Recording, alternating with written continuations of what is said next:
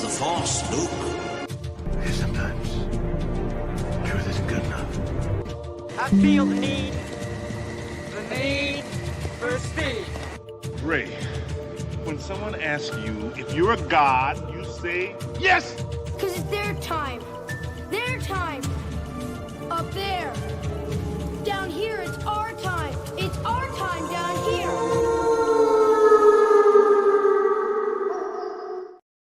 All right, well, it might be their time down there, but it's definitely our time over here. Wednesday nights, ladies and gentlemen. Welcome back to Winter Wolf's Den. I'm going to be Winter Wolf one more night. I do need a steak and cheese. If you've got any hot tips on good recipes for homemade steak and cheese, please load them in the chat. We will take all steak and cheeses into consideration. We're going to bring in King Z. And King Z is going to tell us about the best steak and cheese he's ever had. Steak and cheese, I'd have to say it was actually in Philly. I had it without, and it was actually pretty good. I was in Philly visiting a friend, and she took me around to the two famous cheesesteak places in Philly. Nice. You got to get a good cheesesteak if you're actually in the place that that's famous for them. You know what I've been a big fan of lately when I get out the local steak and cheese, dude? I'm a big fan of mixing the steak and pastrami these days. Not good for me. I'm going to take years off my life for sure, but there's something about it. A good steak and pastrami, a little extra cheese in there, a little mayo. I'm a mayo guy on my steak and thin, cheese. Just real thin. No, not even thin. Listen, they can do steak tip. They can dice it. They can do shave it, whatever they want. I'm good either way, but I do need a steak and cheese. It's been too long. It's been too long. So we're minus the Oracle tonight, so all of our research questions are going to take us a little bit longer as I ramble like a madman and send Kingsley off to the side monitor to be like typey into the Google machine to fact check anything we might have our discrepancies. We're going to be throwing red challenge flags like crazy. Because we're going to talk rumors, and rumors tend to have challenge points a lot where we say, that's not, don't worry about that. That's not real. That's not a live rumor. But we like rumors. We take everything with a grain of salt. We're not trying to do any kind of official reporting of any of that kind of stuff. But look at that. We already got our pay. Hey, Pape, what's up, buddy? Best steak and cheese, Notre Dame. E3. Okay. Yeah. Any special ingredient on it, let me know, because I'm a big fan of the custom items when we talk takeout. Like, well, what's the off menu thing that I need to know about that steak and cheese? Oh, like the stuff off menu, like that, like doing the in and out and add like animal style and stuff like that. Exactly. I'm a big fan. Hidden menus. The hidden menu, not the secret menu, the hidden menu. That's right. I'm a big fan. Like the basket of fries at McDonald's that now everyone knows about. I don't. What do you mean basket of fries? What's a basket of fries? They have baskets? Yes, you did a basket of fries like you would get at like any other type of like fast food or like a diner type setting. Literally a plastic basket with the paper in it? Well, no, not that type of basket, but like kind of like at the movie theater type thing where they give you the nachos in and stuff like that. I gotcha. Okay. All right. I'll have to remember that next time I pop through. Yeah, it's part of the hidden menu, but now it's actually on the app that you can order it. See, I'm not a mobile app guy for my fast food. I am. I refuse to give in. I know I can get some free crap over there for the kiddies. If I can get a free McNugget meal, that might be worth looking into. But not at $12 a piece. I'm not going there. Now, once again, we're going back to our McDonald's on this one. Here we go. Their point problem is a huge problem because one, you need 6,000 points. Now, like you spend like $5, you get 500 points. So you have to spend like $60 to get a free quarter pounder, not a double quarter pounder, just a quarter pounder or a Big Mac. No cheese. That is just so much points for so little return. Like it's 3,000 points for a large fry. Their point to distribution ratio is completely off at McDonald's. Let me tell you about the latest McDonald's armed robbery situation. Now, I've long since checked out of value meals at McDonald's. There's no value in that meal. A Big Mac meal costing me $13, not large size, is ridiculous, number one. Right? So I converted to the McDouble situation years ago. I'm all right with that. Two McDoubles is slapping. Any price point. It's like right now they're up to like 2 for $6. That's still excellent value. Excellent value for me, right? But my happy ass the other day goes and gets the two McDoubles and say, you know what, Wolf, you ain't had McDonald's fries in a minute. Get yourself a small fry. Dude, what do you think the small fry was? Like the little paper white pouch small fry. What do you think that set me back? What do you think that cost? That should have been like $1.50. Not even close. What do you Go, keep going. Oh, you a mass? $7.95. No, it wasn't that bad. It was about half of that. It was about $3.50, right? For the size of fries they put in the damn nugget meal, right? Yeah. The same size fries they give kids, they put in my lunch. Yep. And I'm like, now the large fry, I might have had to take out like a loan, and I do okay. You know, I'm not hurting over here, but still, I might have had to provide some credit info, my ID, maybe down payment. Let's give some blood. Right. I might have to go inside and do some dishes, sweep up or something. This shit was crazy. So you talked about the McDouble. Down here, they have a combo. It's called the Deal Combo. Now, it's $5. You get a small drink, a 4-piece nugget, a small fry, and a McDouble. We got that. That comes and goes up here. Wendy's started that up here. It was oh, like yeah. a $5 deal. And then they had the biggie bag. Biggie bag, right? Yeah. Mm-hmm. You go up a couple bucks and get some better stuff or a bigger sandwich or something. Yeah. Wendy started that up here, and then the other two. Yeah, I remember when Wendy's started, I was on my way to Tampa, and we drove into Wendy's, and I saw that, and I was like, this is the greatest thing ever. Dude, seriously. Because otherwise, I do this. I used to do the same thing. Like when I left the hospital on like a dinner break, I'd stop at the store and get the soda I wanted, 20-ounce bottle for $2, you know, back then. And I'd roll up into Wendy's and do the same thing. I need 2 junior bags with cheese. Yeah. I'm not spending $15 at Wendy's unless it's a spicy chicken sandwich. I will spend $15 on a Wendy's spicy chicken combo. There's nothing wrong with that. It's better than a Chick-fil-A spicy chicken. That's a fact. That's a fact, dude. I promise. See, I'll drop the money at Chick-fil-A. I dropped the money at Chick-fil-A. I like me some Chick-fil-A because you know the secret ingredient of Chick-fil-A is on them sandwiches. And maybe you're not. Well, of course, on the 6 days you can go there. It's the pepper jack cheese on the spicy chicken. No other fast food place stocks pepper jack cheese. No, it's a special item every now and then. You know, I hate that, but I do like me some pepper jack, and that upgrades my chicken sandwich. Dude, we should just change the whole channel to fast food talk. Honestly, I don't know why we don't. Yeah, I could talk about this all day, every day. The downfall of Taco Bell. Dude, the downfall of the Bell. Dude, the excommunication of the Wendy's Super Bar circa 1992. Or the in restaurant seating of Pizza Hut. Yeah, dude, done. The wrapped up shop. Or the attempted in restaurant seating at Domino's. Like, why would I want to eat here? Why would I want to get stabbed eating crappy pizza?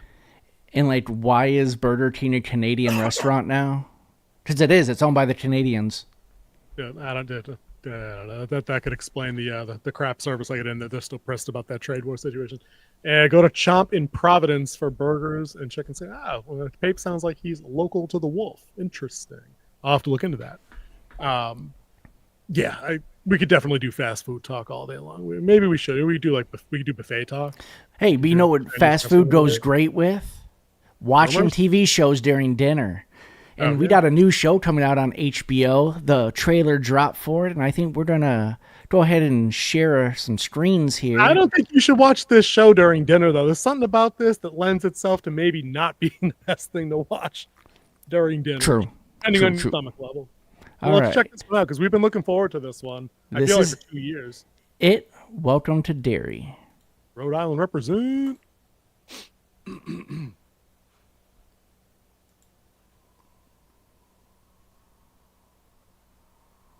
I got no sound on my end.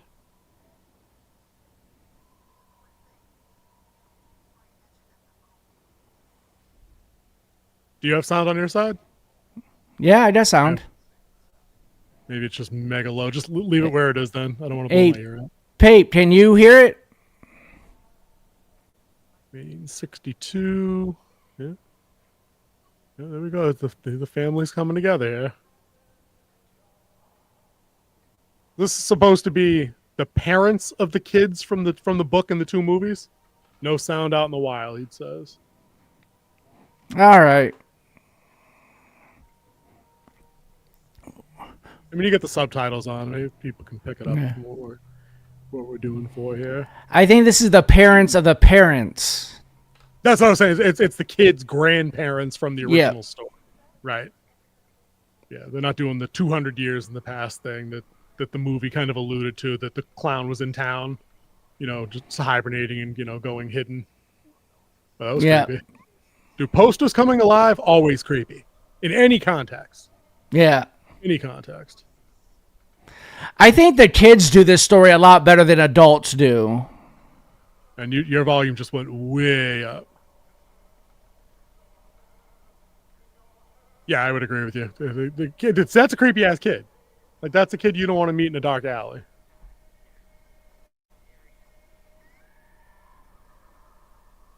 Oh, there it goes. Now, do we know if it's the same dude in the clown makeup?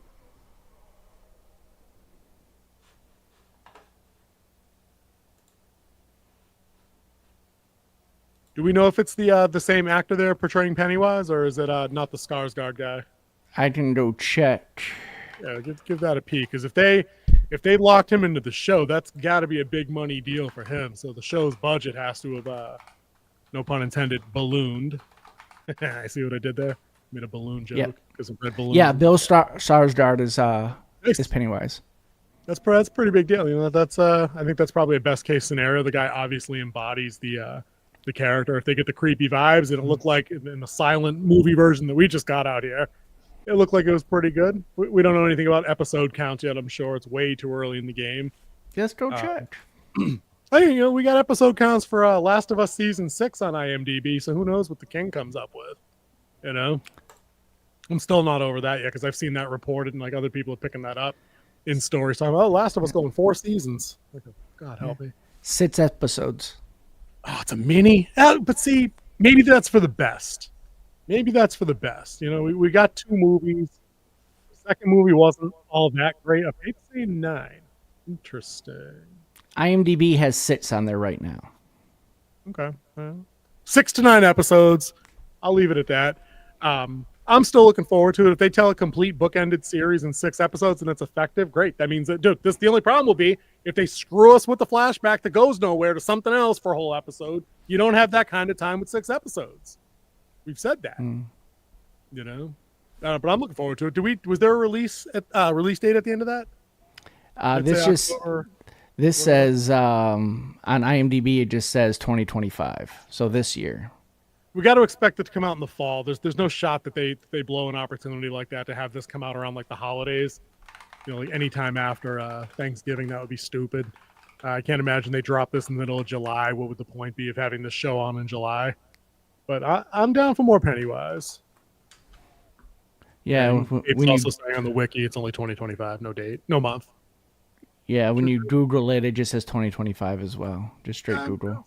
I'm sure it'll pick up steam. We all know when you turn HBO Max on, like you get bombarded with whatever their next big thing is going to be, like relentlessly. So there's going to be no missing that show. That's for damn sure. But what do you want to take away from a mini series like that of 6 episodes? That's a prequel about the original kid's grandparents. So you got to dip back like 50 years or so. You're going back to the time that that great fire that they read about in the movie. So I think that's what we get to see, kind of like how he went into hibernation or something like that. It expands. Yeah, it expands the character of Pennywise a little bit. So it could be fun. I think it'd just be a fun series. I don't think it needs to really have a purpose. Be a fun, like, horror type series that, you know, a lot of the Stephen King series fall short to begin with. Didn't we do a whole segment or a whole video on that? Yeah, we did a whole thing about like bad Stephen King, and a lot of their stuff falls short. One, because they don't understand his vision, and they try to do their own thing, and then they try to go off and make their own type of stuff, like Castle Rock, which was based on nothing, and they just try to base it in his world, which I think that one fell kind of flat as well. I think it was one of his better ones. Castle Rock wasn't a prequel to Needful Things. It just took place in the town. Yeah, like it wasn't about the store. It was about the evil of the town. Oh, I thought it was just the town was just a regular town that falls to the corrupt influence of the devil selling you crap you want, air quote. Yeah, you know. So yes, and we all know who typed that, and I've said please not to do that. Thank you though. Okay. Yeah, exactly. Yeah, so I think I agree with you. As long as it doesn't undermine canon, I think that's my only kind of requirement is that please just don't. You've already had the 2 movies. You got a book. It's been around 50 years now. Don't all of a sudden double down on like modern day politics being inserted. Don't change any of the core character designs.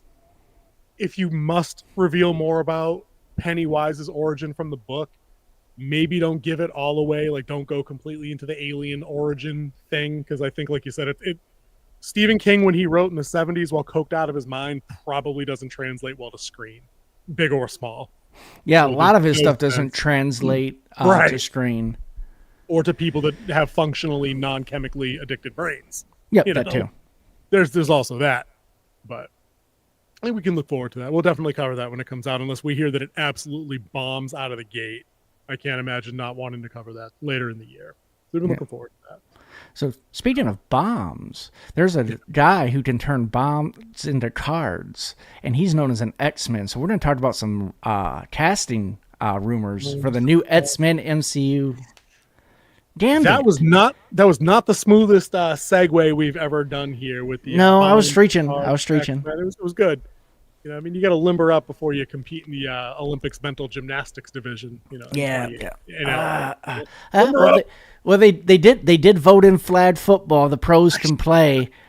I saw that, and 5 seconds later, I saw one of the stars of pro flag football complaining that he was pissed that pro football players are just going to take our jobs. Yeah. When the pro flag football players complained that NFL players are taking their job. Yes. And I was like, dude, I didn't know pro flag football was a thing. I thought it was some they invented for the Olympics to have pro footballers play and not get hurt. And even then, you still get hurt playing flag when you're, cutting and bobbing and weaving and all kind. There it goes. The Oracle's not in town. The King been on the rum since like 3:30. Probably not 3:30, but you know. But yeah, we got some rumor talk. It's already there on the thumbnail. That's kind of our big story. The Drury thing came up just because we saw, like, literally it came out today, and we were like, hey, first look, I'm down. We're gonna take a peek at anything. Yeah, we started talking about an hour before we started setting up the studio tonight. So why not just drop it in there?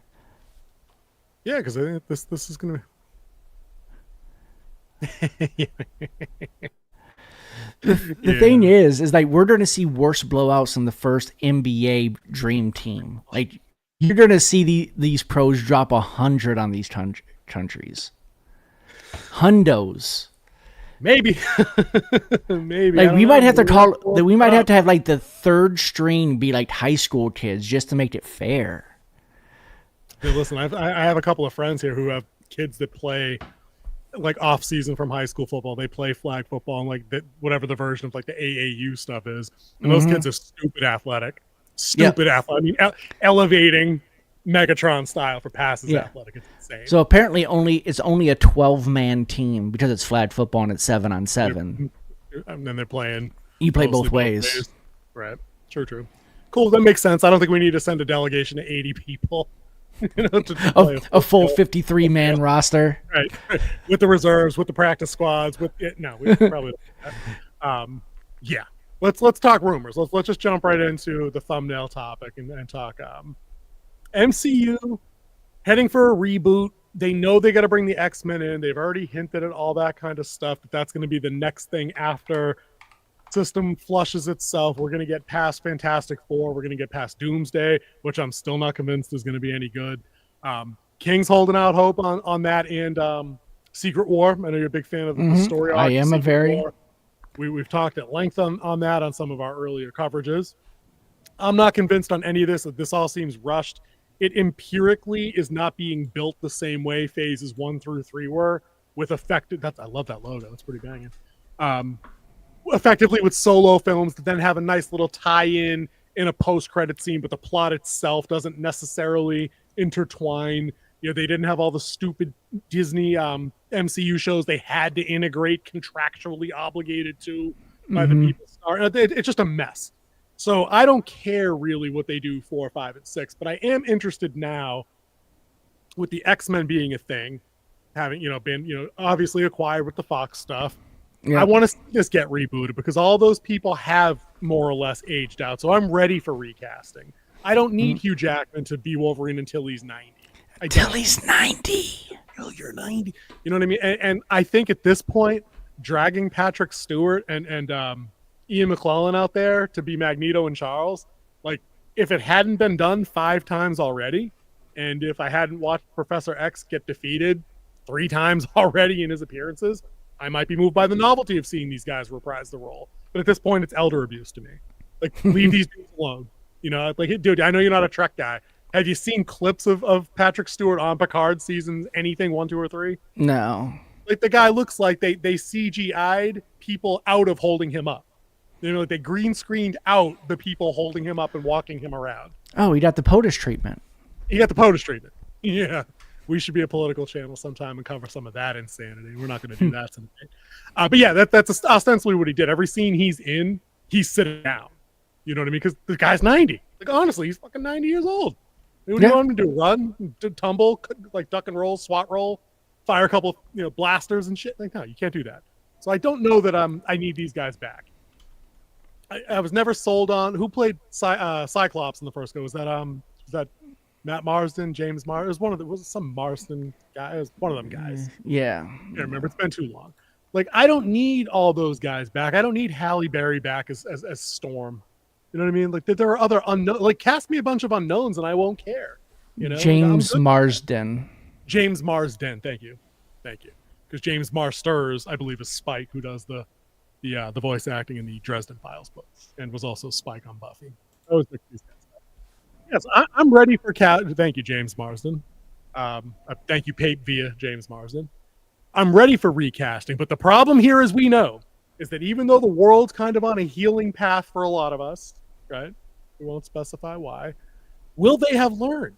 Or will they not have a finger on a pulse going forward? Because Kingsley's got an article with a bunch of rumors on the casting stuff. Rumors, and then things that kill the rumor as well. Like, this one was actually well researched. I saw some, and the guy was writing like he had the inside scoop with nothing official other than one name and one person they're keeping around just because he likes the actor, and that came from Kevin Feige. So the rest of this is straight speculation or fan related that's coming out there, or these makeshift news organizations that pop up, drive by, kind of like us, really. I mean, as we sit here and speculate, but we're telling you we're speculating. Like, we're not. And dude, that's the difference. Is I'm not here to tell you that we have access to some internal pipeline. Our source is the same as the rest of the internet. It's Trust Me Bro 1177 on Reddit. That's it. That's who we talk to. Some of these rumors looks like someone like who would be the best for this on Chat GPT. And they didn't even use the GPT 4.0. They used like 3.5, so it has no internet research either. I do, but that's how rumors work, man. Is you just literally have a name generator of celebrities, and then you just throw a fucking dart at the wall and pick. Oh, okay. They're going to pick Danny DeVito to be Cyclops. Okay, there you go. Rumor. Clip it. Send it out. That's it. It's confirmed. Trust me, bro. Tom Cruise is going to be Magneto. Right. Or Iron Man. Remember that? When he was going to be Iron Man for a hot minute and all this mess? Or there was going to be a Deadpool thing with the cameo. That's what I mean. We're going to have a little bit of fun with it. So why don't you pitch me a couple of these things and I'll call bullshit or not. All right, so the first one that pops up is coming from the agent of the actor. So he said he's interested in playing this role. Oh, okay. And that's Daniel Day-Lewis playing Magneto. I've heard that also. That was a pretty big story that I saw around earlier, I think, within the last couple of weeks. But then I said, this dude's retired, and he's up there in age as well. He's got to be in his 70s, right? 65. He is 65. Really? He is the same age as Magneto in the comic book. Oh. I thought he was a bit older than that. That's not a bad casting, then. That's a guy that can elevate via the craft. I don't know that comics is maybe his milieu, but I mean, a guy with that kind of talent can obviously accept direction and probably read up a little bit. He'd do the job justice. I could see that. That's a power move right there, getting a guy with that kind of pedigree, that kind of caliber. Yeah. Then they've also talked about Denzel. See, and here we go. And this is why we thumbnailed what we thumbnailed. That was just fun putting Wolverine claws on Cynthia Erivo, because of course everybody else is thinking what you said. Why'd you put the claws on her? She's gonna be Storm. And I was like, I know, but everybody else already fucking did that. So I put the claws on her. Dude, Denzel's great. We all know Denzel's great. The guy speaks for itself. He's got way more hits than misses. And Gladiator 2 notwithstanding, that was terrible. But again, it's you don't do it. You don't do it. And the excuse that people always hit us with is always if it doesn't matter to the character's background, why does it matter? And I'm like, well, in this case, it actually kind of does. Yeah, because he has to be Jewish. You know, and dude, there can be black Jewish people out there. I don't care. There was no black Jewish people who went through the Holocaust. But there weren't, exactly. This is what I'm saying. Stop. But this will be the thing. They won't even acknowledge that that's his background. If that casting comes out to be true, they will change it fundamentally to make it stick. And that annoys me more than just having him in there and ignoring it, because I can be sold on that to a degree. Because the hypocritical part of that is when I say, if we're making a movie about Egyptian gods and we're trying to sell it to a mainstream audience, the last thing you can do is hire six unknown Egyptian actors to play the Egyptian gods, because people aren't gravitating towards unknown actors in giant blockbusters. That's not how the business works. You know, so you'd have to hire Gerard Butler, you'd have to hire Tom Cruise, you'd have to hire Tom Hardy, or whoever you want to actually make that stick. But yeah, the only well-known that I know of that's Egyptian is Remy, who yep. And I'm sure there's others. And he taught flat for playing an Egyptian. I'm like, he's actually Egyptian, and he's getting flat, saying, "Oh, why didn't they get a real Egyptian to play the role?" He is. It was Night at the Museum when he played King Tut. Don't even with the Night at the Museum. But yeah, exactly. It's silly that the world has taken this form with these kind of characters. But again, I point out, we didn't start the fire. That fire was started by the other side, and make everything about the optics of you need to be as real to the characters, close to the characters, the thing you're portraying, even if it's voice acting. And I think that's asinine. It's stupid. You know, like we're watching The Last of Us right now, and the main characters are Joel and Tommy Miller. We hired a couple of Hispanic dudes to play the roles, and that's fine. They pass as white guys, so it works. No one's bitching about that. But God forbid people retroactively look at something like Scarface or Carlito's Way and want to bitch out Al Pacino having played somebody that was Hispanic. Like, no, he looked the part. These guys look the part. They pass as white guys. And ain't no problem with that. Just hired for the role, you know? But yeah, I think that the X-Men casting is getting wild. And I saw somebody say, I'd be down for the casting, but only if we got Dave Chappelle to be Professor X. Shut up and take my money. I would watch that. I'd watch Chappelle's Professor X. That'd crack me right up. I think that'd be hysterical. He's already bald. We're halfway there. We're halfway to the casting. So I can get him to sit in a wheelchair. I guarantee you I can get him to sit in a wheelchair. You know? But that'd be the only way I want it. Moving on to Magneto, the big rumor is right now is that Bryan Cranston. Now see, solid. Now if we got Cranston and Daniel Day-Lewis to play opposites, Charles and Xavier, that's a baller move. You know what I mean? Not young Charles, not young Eric. I mean like Magneto and Professor X. That's a baller move. And that's how you recast. You can get top tier people to show up and then sprinkle in younger unknowns to play Kitty Pryde, to play Rogue, to play Colossus, to play Nightcrawler, your other guys. But I think you have a rumor on that list about a big X-Men that needs to be recast. And somebody we've already seen kind of do it. Well, they're also saying that Cranston has been rumored to play the X-Men villain, Mr. Sinister, as well. Now, I know you're a big fan of that character. Yes. I don't know as much about Mr. Sinister character-wise. I'm sure Cranston's acting range and talent can cover him. Can he? Because we've seen him do the menacing thing in Breaking Bad. Like, obviously, the guy can do menace. Does that translate to Mr. Sinister? Could.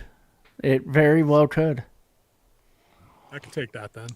So we know who you're talking about, and that's the Calverine.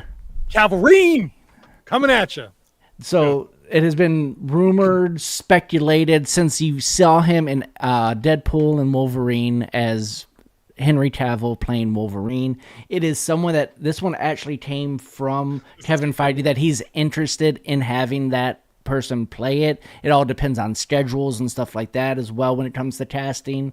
And we all know that right now Henry Cavill's not saying no to projects. Like he's doing Voltron. He has his Warhammer 30,000 coming out. Highlander coming out. He also has another season of the Holmes where he plays Sherlock in MBB. That's still on? Yeah. No shit. And she's gonna, I think they have another season where she's playing like his sister, and she's also kind of. I know the show. Yeah, she's like ace detective, teaching him how to be better. teaching him not to support the patriarchy. Yeah, dude, I'm down for the Calvary in that role because I think that the whole world now is over Wolverine needing to be 5'3". You know what I mean? Like, yeah, Enola Holmes. I see papers out there on the title. That's correct. Yeah, no, Hugh Jackman, 6'1", shredded, got bigger as the role went on and became even more hilariously comic book drawn as he got older and trained harder. Dude, Cavill, brick shithouse. Put him in the wife beater, put him in the jeans and the construction boots, put him on a bike. Wolverine. Done. Yeah. Now, Feige also said that he does want to keep Hugh Jackman around because he enjoys him. So, and this is the only rumor that is coming from the MCU Marvel Studios is this one where Feige is eyeing Henry Cavill and wants to keep Hugh Jackman around.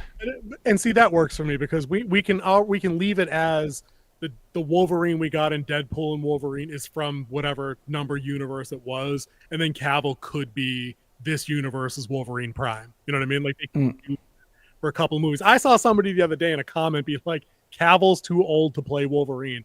I'm like, have you seen this dude? Like, have you taken a look at this fucking guy? He's in better shape than 80% of people under 25.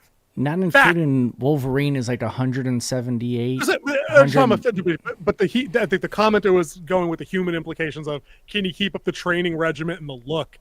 And I'm like, well, yeah, he's not 18 years old appearing wise in the comic either. He looks like a grown ass adult.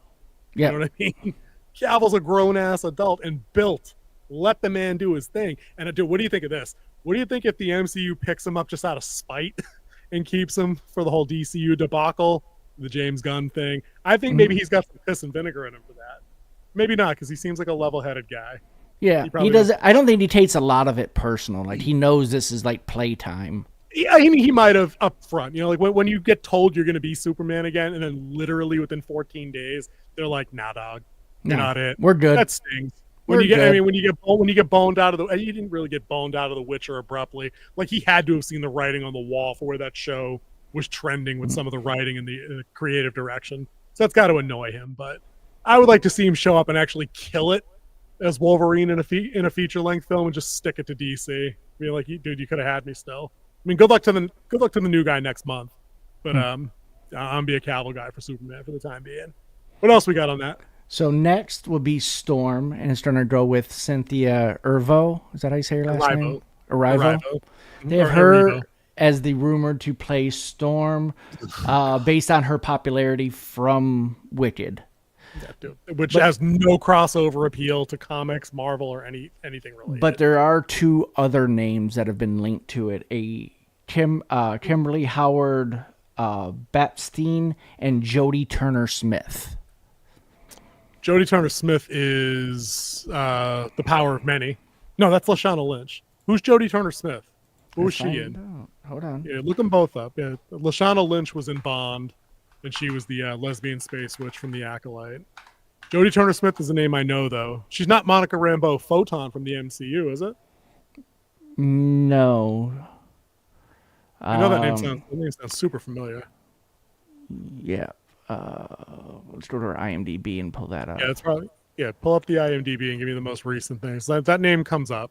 Known for Queen and Slim, After Yang, The Last Ship, where she was one of the sergeants on the ship, and Anne Bonnet.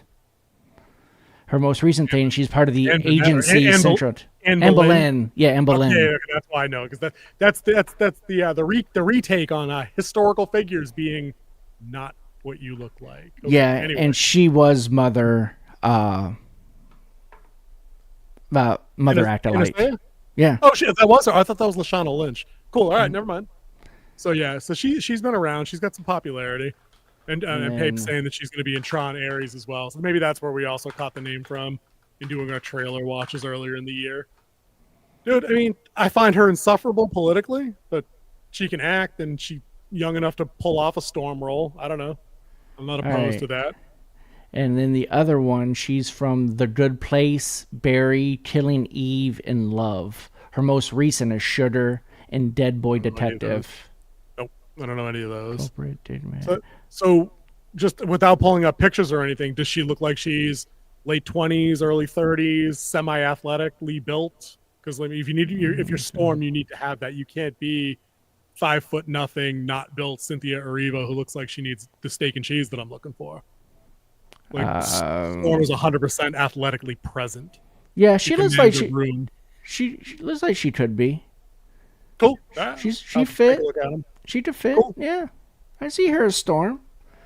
And then, listen, if they've got some credits, that means they're known quantities that they Hollywood might bank on them having that kind of Q score, that kind of presence that might draw fans. I guess. And I don't know. the other good thing about Kimberly is it Kirby? It's not Kimberly. Kirby is Kirby. Kirby. So Yeah. Kirby Howard. The good thing about her, she's also a writer, so she'd be able to ad lib a little bit, so she'd have some more fun. So that's optimistic. When you tell me stuff like that, I think of Phoebe Waller-Bridge from like Fleabag, and all the fun she had with my Indiana Jones 5. That was not fun.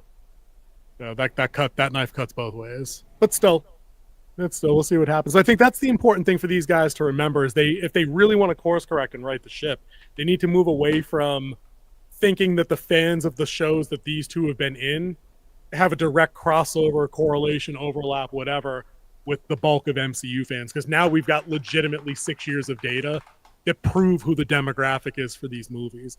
And it's not wine moms. It's not women that say that they play the same video games as guys. It's not women who read manga and not pick up actual comic books. Like it's not the same audience at all. And they should stop pretending that it is. It's okay for it not to be. It's okay for it not to be. We've said that a million times. You know, not everything is for everybody, but nobody's excluded. You're always welcome to buy a movie ticket to the X-Men. Doesn't matter what you look like. You know, no one's keeping you out. So the next character, Cyclops, leader of the team. Right now, the rumor is Harris Dickerson, but according to Jeff Schneider, the actor will be too busy filming the Beatles movie. Okay, so we're going to throw that right out. I don't know who that is anyway. I'm not sure that I care. He was in the Iron Claw. He was one of the Von Erichs in that movie. I was going to say that was the Von Erich movie. And, yeah. So how was he in that? Because I know you saw that and you said the movie was great. He was the one that he actually got a brain injury while he was wrestling. So and he then wasn't an active. Well, no, he was an active part of it, and he was picked it up, and then there was something that happened that caused him to have a TBI, and so he thought he was more of a burden to the family, and he went and killed himself. Yep, that whole family's got too much tragedy in that family. Yeah, God, spread it around. He was also in the Kingsman. He was the one that was tormenting. What's the name? I've never seen any of them, but I recognize them for their popularity. Yeah, so sounds like he would have been, if he was available, that might have been a good choice for a Cyclops, for sure. Yeah. So the other name tied to this is Patrick Schwarzenegger. Is that Arnold's son? Is yes. it actually Arnold's son? Because that's the only time I've ever heard that name. He's in Cyclops? He's in The Boys, Gen V, and he's in White Lotus. Oh. I've heard really good things about White Lotus. I know a bunch of coworkers that say that's a pretty good show as far as tension and drama go. What was the one that you said before White Lotus? He was in Gen V and The Boys? No, The Boys Gen V. That's one title. Oh, the spinoff. Okay. Yeah. I don't know. I've never watched an episode of The Boys. I hear the comic is better after season one's good, but the comic's better overall. And the spinoff, I don't know a single living soul that's told me they've watched V or whatever it's called. So I couldn't tell you if he's any good on it or not. They believe that this one is the actual real casting because he's been seen around, like there's pictures of him around the set of Avengers Doomsday. Oh, okay. Well, you'd have no real reason to be there other than to integrate into story at some point, I'm guessing. That could be interesting. Cool. I think that's all of the rumors. Hang on one second. Pape saying he's watched Gen V. Good, bad, or in between, Pape? What do you give me the rundown on that? It's mid. Yeah, that's what I figured. Spinoffs typically are. They usually run a season or two and run their course. Like I said, I've never been a big fan of The Boys after season one, just even hearing reviews about it. Where it starts is pretty good satire and commentary on superheroes, but then it veers wildly off the tracks to lean left wing. I'm like, dude, can you just tell a fucking story that roasts everybody, like in relatively even, quantities. Like that's all I need. Yeah. I don't need a right wing echo chamber. That's what I'm saying. Yeah, dude, the boy started strong in season 1, and that's what a lot of people told me. And then I think they said, I think season 2, I said people were telling me showed significant warning signs, but then 3 was off the rails, and people have been checked out then. But I think it got pre-bought, kind of like Rings of Power, so it just gets made until, they're all done now. Like they bought in completely. So Hollywood needs to stop. Not Hollywood, but like streaming needs to stop doing that shit. Funding multiple seasons up front. Yeah. Like Stranger Things isn't getting that, and Wednesday's not getting that, and Andor's not getting that. How the hell is The Boys getting that? Or Rings of Power, or your favorite? What's that dumpster fire fantasy show? Your favorite? Wheel of Time. Yeah. Well, exactly. I don't think they got I think they're past all the guaranteed seasons. Now they're fighting for seasons now. Wheel of Time is. Yeah. Yeah. Cool. Well, they still had what they had guaranteed, and it drove everybody like you away that are diehards of the book. That love the book, that love the story, that love the world building, love the character work, because it is deep and detailed. It isn't just move from point A to point B with swords. If you ever want to learn how to write clothing and how to describe clothing, read The Wheel of Time. And drapery, I've been told. Yes. You will know every stitch in that clothing. So if I need to know how to describe food and banquets, I read Game of Thrones, because that's obviously Martin's thing. You picked up a lot of that in your current project, which is nice. And then if I need to do drapery and clothing, I can do Wheel of Time. Wheel of Time. We're branching out. And that's you just doing the regular books. That's not even the slog. Like the slog are books, 8 through 10? Or like there's a reference point for that series where 3 books in a row are tough. Yeah, I think it starts in 7. It starts slowing down. It might be 7, 8, 9. But like book 8, it's a whole it's a huge book, and it moves the plot like 30 minutes. Yeah, that's no bueno. Can't do that. Yeah, dude, Pape's agreeing with you there. Wheel of Time is Blurg and Salt of the Books. Maybe you can find a steak and cheese recipe in A Song of Ice and Fire. Dude, I feel like I'd have to go all the way up north to get something good like that. I don't think King's Landing would have a good steak and cheese. The Summer Isles might. They might have some good barbecue over there in the Summer Isles. You would definitely did it at the iron where the Iron Bank is. That's in King's Landing. No, it's not. King's Landing is in it's in Essos, right? That's across the sea. The Iron Yeah. Bank. Yeah, I could see that. It's a little got a Mediterranean vibe to it. That's probably more of a kebab. That's my people. It's rice. No, I think that's where Cersei started, where Khaleesi started. I think you did a good kebab there. They'd serve it up raw though. I don't know. Or shawarma. They would have good shawarma. Okay, no, shawarma would definitely be where I was just saying in Essos for sure. Yep, definitely. That would hit there too. The Dothraki just eat shit raw. They just pick up dirt, nuts, and berries. I was talking about the other people that they conquered, like the actual the civilizations that they passed between. Yeah, maybe. But I think I would just go up north because I know the Starks can hunt. They can hunt me some caribou. Skin it down, saute that up. Grill it up, whatever, roast it. I could steak and maybe north of the wall might have some good one. Ugh, it's demon polar bear up there, man. Zombie polar bear. You doing zombie polar bear steak and cheese? No fucking thank you, dude. No, do dragon steak and cheese though. Can I say that? Is that like forbidden? I'm gonna get the Dracarys. She's just gonna come by and roast me up personally. That I wish though. But yeah. So, now I'm thinking of the steak and cheese. Where were we? What were we doing? We were finishing up the rumors of X-Men. We got any other good ones? We got any other bangers? Anybody for Nightcrawler? I've seen some Rogue ones, but I can't remember the young lady's name. I just saw this on a Facebook post like an hour ago. And I was like, okay, she looks like Rogue. And that's what I mean. Like, I don't have to know who you are. You just have to look like the character from the fucking cartoon, and I'm good.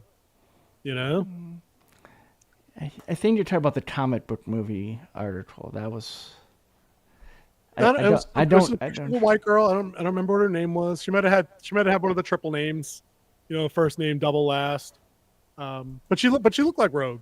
She didn't necessarily look like the young lady that played Rogue in the first place. That was Anna Paquin, right? Yeah. Yeah, that's what I mean. So she didn't look anything like her, but she still looked like Rogue. Pape's asking if anything on Jean Grey or the Beast. I feel like I did hear something. They had a name for the Beast, and I can't find that article. I'm looking for it now. I was going through these different articles for a while. for sure. Let's see. Yeah, I thought I heard here we something go. about This is the Teaser one you're the other day. talking about. The Marvel Hub. Yeah, I think that was it. On comic book news, I think. They said Sydney synced, but she's linked to Spider-Man already to play Jean Grey. So there's no... Sadie Sank. Yeah. She's already linked to Spider-Man, and I think she's playing Peter Parker's daughter, Tobey Maguire, Peter Parker's daughter. Mayday Parker, apparently. Yep. That's the one I saw. That's correct. And then they I had saw a Rogue one, though. Margaret Qualley, Qualley, Qualley. Sounds good. Don't know who And it is. then Julie Butlers as Kitty Pryde. Okay. You would recognize her from first season of Bridgerton. I would not, because I've never seen a minute of that show.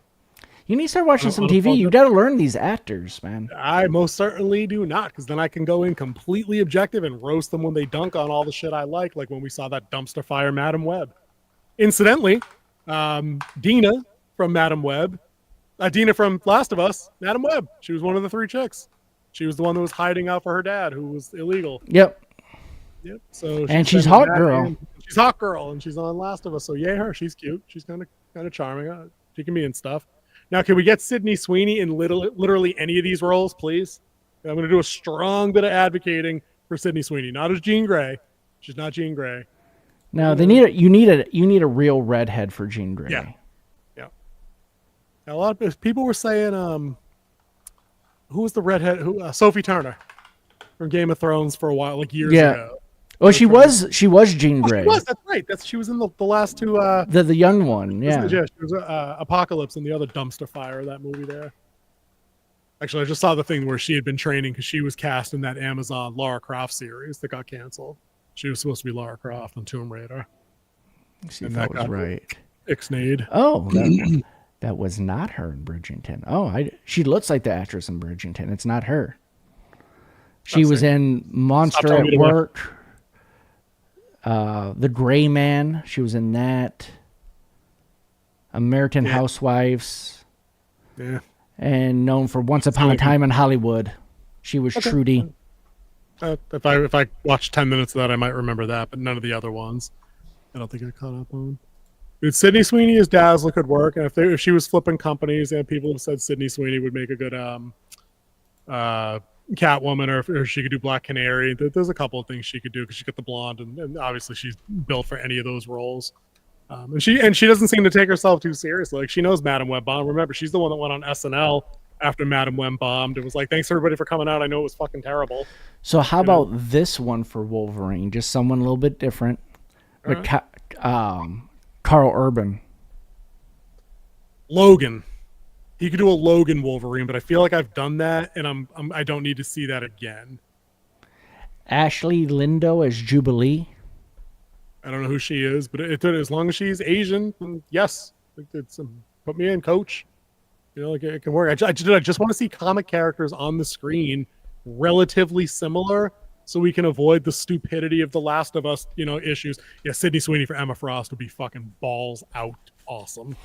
I think that would work. Yeah, that would really work. Sydney Sweeney for Emma Frost. I mean, she's already seen wearing that white dress, was it the Emmys or something like that that she was at? Add a little blue highlight to a couple of those things, and there you go. The blue eyeshadow around it. Yeah. Fact, not opinion. They're saying Austin Butler is Gambit. I could buy that. We're fans of him. That's the dude from Masters of the Air, right? Yeah, Masters of the Air and Dune. Yeah, Elvis Presley. He can hang. Yeah, I'm with that. But see, dude, that's what I mean. I'm not married to the idea of always having to bring back the people we have. Dude, I had just as much fun at Deadpool and Wolverine when Magic Mike showed up and finally got a crack at being Gambit. And even though they made it funny as hell because they way overplayed the accent and they played in the hilarity of it, he's not the only person that needs to be Gambit. Remember, that other jackass was Gambit in the was it the Wolverine movie? The original, right? Origin. Origin, right? Was that Taylor Kitsch? Was Gambit for 8 seconds? But at least he had the cards and the power staff and shit, but we don't need to have all those guys. There's other up and comers, like you said, dude. Can we get Glenn Powell in one of these roles somewhere? Who could he be? I don't know, but you would make $1 million just having him in the movie. Saying. Like you could just bump up like another 100 million just for adding his name to the movie. That's what I'm saying. You put Glenn Powell and Sydney Sweeney in a movie with Henry fucking Cavill as Wolverine, you made your billion. Like that's it. These are people. These are actors people like that resemble the characters that they would be hired to portray. So who would you use in this first true X-Men movie? Like we're going to see the old cast, of course, in Avengers Doomsday. What team would you build? Dude, I mean, honestly, I would kick it back to like whoever was literally on the first episode ever of the X-Men show from like the 90s. Like you need Professor X to anchor that team. I remember Storm, Wolverine, Colossus, Nightcrawler, and Cyclops. Start from there. It seems dead ass easy to me. But those weren't the original X-Men. And I get the that, original team. But to a billion people that cartoon popularized X-Men for, that's the original team to us. And we all know the X-Men have been around since like 1965 or whatever, right? Yeah, because so who's on the original team, and would they be more interesting present day than these characters from the cartoon? So you would have a non-blue Beast. Was he in Professor mode at that point? He was just Hank? But he still had his agility and strength. Oh, okay. That's his mutant ability. He became blue when he failed in him and Reed Richards messed up an experiment, and that's how he turned blue. I thought that was his whole beginning point. Cool. All right, good to know. Yeah. You have Angel. Okay. Yep. Pre-Archangel. So pre-Archangel. Yep. Okay. Cool. You have Cyclops. You have Marvel Girl, which is Jean Grey. Okay. And Iceman. I forgot about Jean. Oh, dude, that's right. I forgot Iceman was in the beginning. I always see in my head Iceman, his origin is X Factor. No. That's what I'm saying. That's when I picked him up in the 90s. That's when I picked him up. Bobby's always... Yeah, it was part of the X-Men. He was the original 5. Then, which makes sense in the original X-Men movies from the early 2000s. He was a core member. Yeah, and then it wasn't until the first giant-size X-Men, which I believe was issue. Sorry, I got stuck on episode, but issue 10. It was issue 10 where they had the first giant-size X-Men, and that's when Wolverine, Storm, Colossus, and Nightcrawler. Any X-Men team that like I know.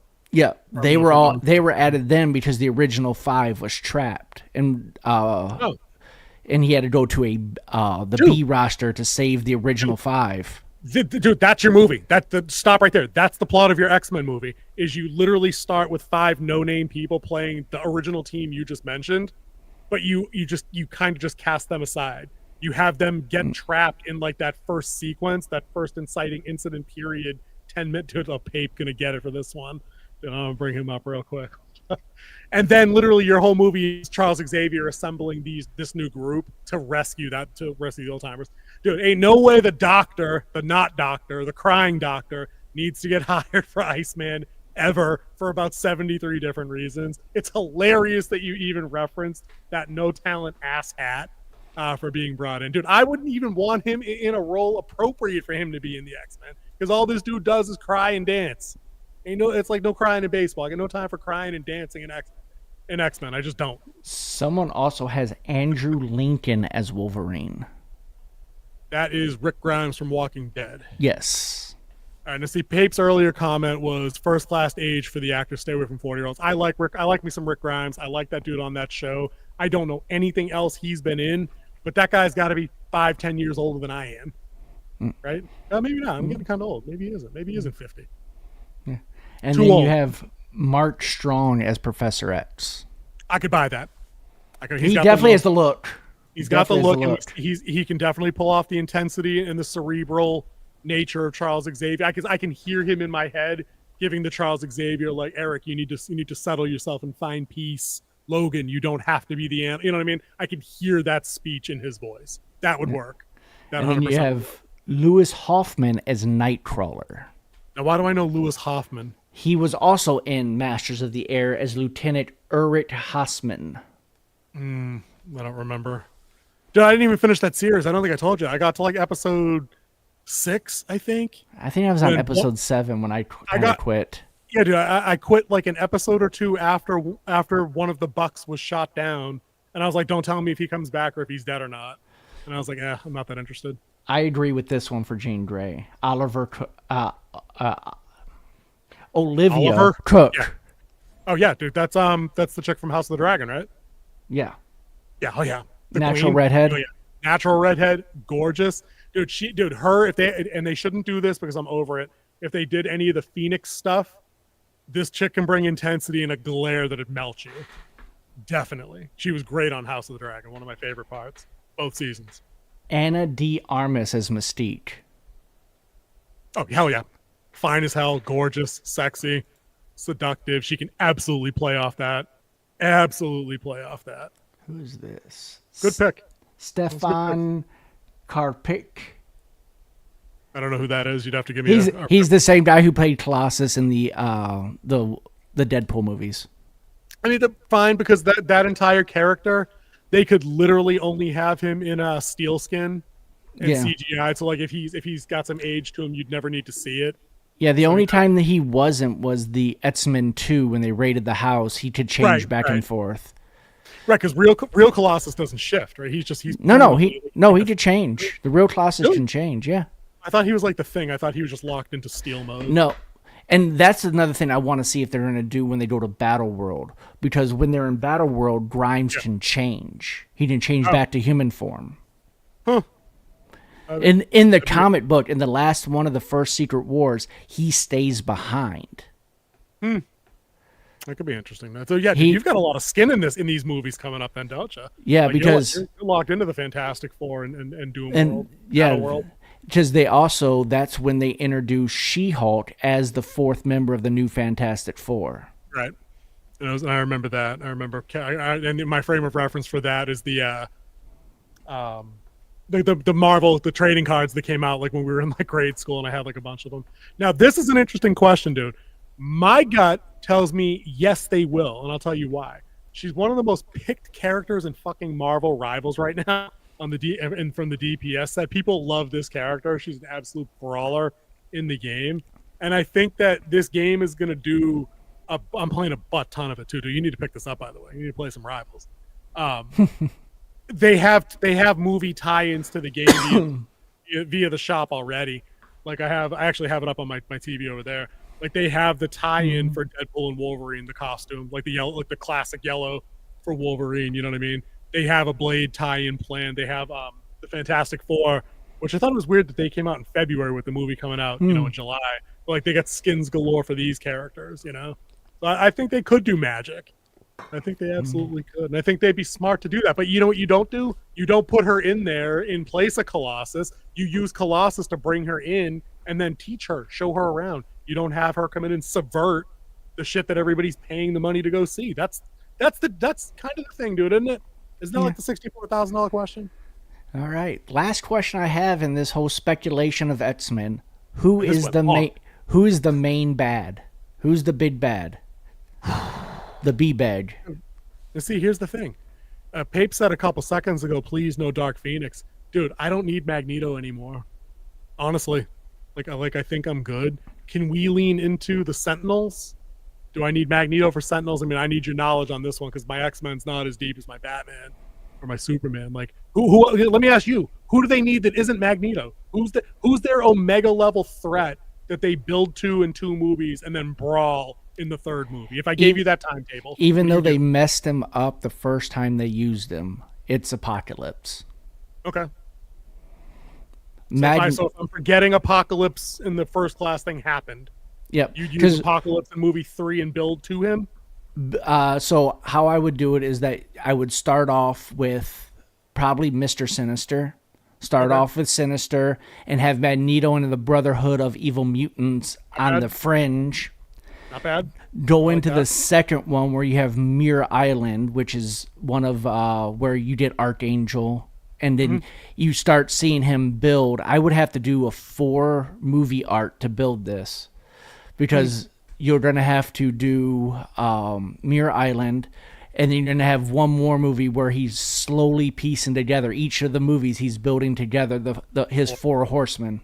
That's a great Infinity Stones kind of take, and that's the kind of world building that phases 4, 5, and 6 have completely fucking abandoned.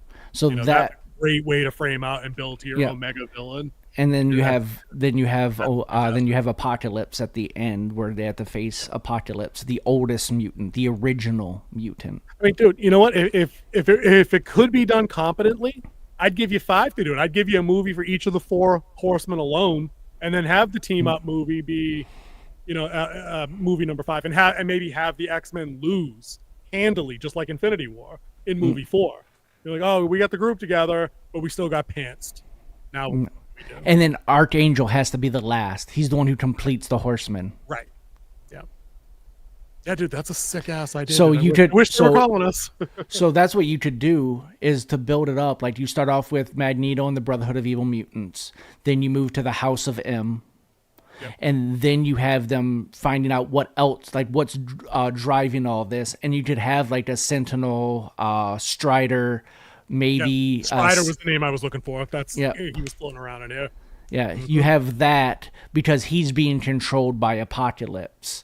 And then that's when they get Archangel, because he goes to get changed and unmutified, and that's when they turn him into Archangel. So that's what he's been using to build his army, is people saying that they can take their mutant ability away so they can live normal lives. And that's actually ran by Apocalypse, and it's built by Mr. Sinister's company. That's why Sinister has to be in there.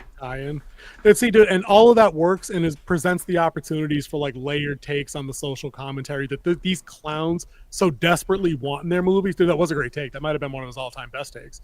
That they're desperate to have the kind of commentary in there that we're getting in Andor, right? And when we watch Andor's comment sections online everywhere, both sides or all sides of a political spectrum are claiming that the show is based for their beliefs, like for what they wanted it to say. And I'm like, exactly. Both people can look at this and say the other side is the Empire and that the rebellion is your guys. Yep. But that's not what we get in the tripe that is phases 4, 5, and 6. You know what I mean? So I think we put King in Kevin Feige's chair for a minute. I'll ride shotgun with some creative control to make sure he doesn't go off the rails. No, I'll keep it true to the comic book. Yeah, you'd be my go-to guy. You'd be the go-to guy, and I would give you pulse of the fan stuff. I'd be like, no, I know it says that in the book, but like we were talking about the other day, like this would be, I would say, this might be one of those things where you get a Peter Jackson your way with the Rubik's Cube a little bit to make it palatable for screen, and then boom, perfect 5-movie set right there. Cut us the check, Disney MCU. We're ready to do it. Perfect. Dude, we should just forget the other topics. We already hit an hour, and this is your best yet. I think it's probably just time to get the F out of Dodge, finish on a high note, drop mics, whatever you want to do, find a steak and cheese. The other topics were politically bent ones anyway. They might be interesting for discussion, but I think the rumors are much more fun tonight. And just to let you know, we'll be doing this until we're 90. Until we're 90. All right, dude, let's say goodbye to Pape, and thank you, Pape, for some of the fact-checking and great questions as always. We appreciate you, dude. We'll probably see you next week. Yeah, we'll do that. Well, see ya.